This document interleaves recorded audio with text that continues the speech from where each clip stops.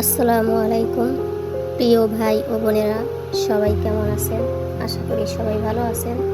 আমিও আল্লাহর রহমতে ভালো আছি। প্লিজ লাইক দিয়ে ভিডিওটি কন্টিনিউ করবেন। আজকে আবারও শুরু করলাম ভিডিওটি সকাল থেকে। অফ ক্যামেরায় বিছনার চাদরগুলো পাল্টে নিলাম, তারপর রান্না করতে গেলাম। আজকে রান্নায় ছিল গরুর গোশ আর পটল ভাজি। ক্যামেরাটা পুরোপুরি আসছিল না, তাই আপনাদেরকে দেখাতে পারলাম না। যতটুকু পেরেছি চেষ্টা করেছি। একটা সময় ছিল আমাদের অনেক কষ্টে দিন পার করছি আমরা। আমাদের 2 টাকা দিয়ে সহযোগিতা করার মতো কেউ ছিল না। আজকে আল্লাহর রহমতে অনেক কষ্ট করে করে আজকে আল্লাহ তাআলা এখান পর্যন্ত নিয়ে এসেছেন। আল্লাহ তাআলার কাছে যদি কোটি কোটি কোটি গুণ শুকরিয়া করি তাও শেষ হবে না।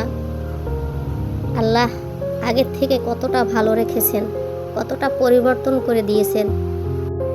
আসলে মানুষ চাইলেই অনেক কিছু করাই সম্ভব। আল্লাহর কাছে আপনারা যদি মন থেকে চান, অবশ্যই আল্লাহ আপনাকে কখনোই ফিরাবেন না। তবে আপনার যে কাজটি করতে হবে, তবে আপনারা আমাকে কেউ ভুল বুঝবেন না। আমি যেটা করি সেটাই আপনাদের সাথে শেয়ার করি। আমি সব সময় যতটুকু পারতাম তাহাজ্জুদের নামাজ পড়তাম, আল্লাহর কাছে কান্নাকাটি করতাম, আল্লাহর কাছে দোয়া করতাম। আল্লাহ এই জন্যই মনে হয় এই দিনটা পরিবর্তন করে দিয়েছেন। আমি কাজকর্ম যাই করি না কেন, সব সময় আমি আল্লাহকে স্মরণ করি, জিকির করি, মনে মনে আল্লাহকে ডাকি। কোনো সময় আল্লাহকে ভুলে যাই না। আপনারাও সবাই চেষ্টা করবেন। একটা মেয়ে মানুষের জন্যই সংসারে বরকত উন্নতি হয়। আপনারা কি সেটা মানেন?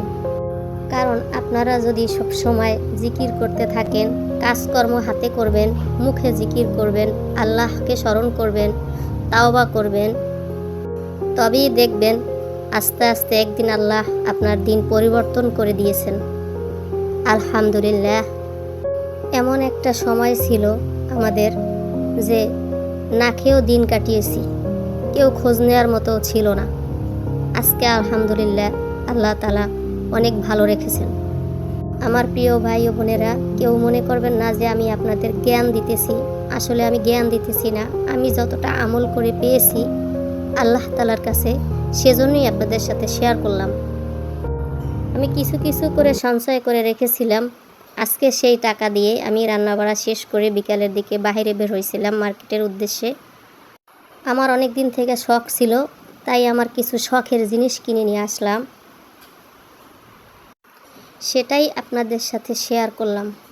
যদি আপনাদের কোনো জায়গা থেকে কোনো প্রশ্ন থাকে বা যদি কোনো কিছু জানতে চান, অবশ্যই কমেন্টে বলে যাবেন, আমি আপনাদেরকে বলে দিব। মেয়েদের সংসার হওয়ার পর থেকে নিজের কোনো চাহিদা থাকে না। শুধু মনে হয় ঘরটাকে কিভাবে সুন্দর করে সাজাবো, সুন্দর করে রাখবো, সুন্দর সুন্দর জিনিস থাকবে।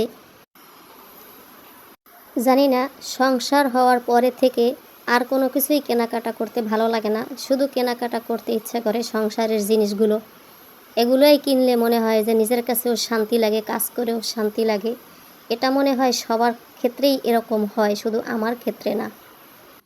চেষ্টা করি একটু একটু শখগুলো পূরণ করতে।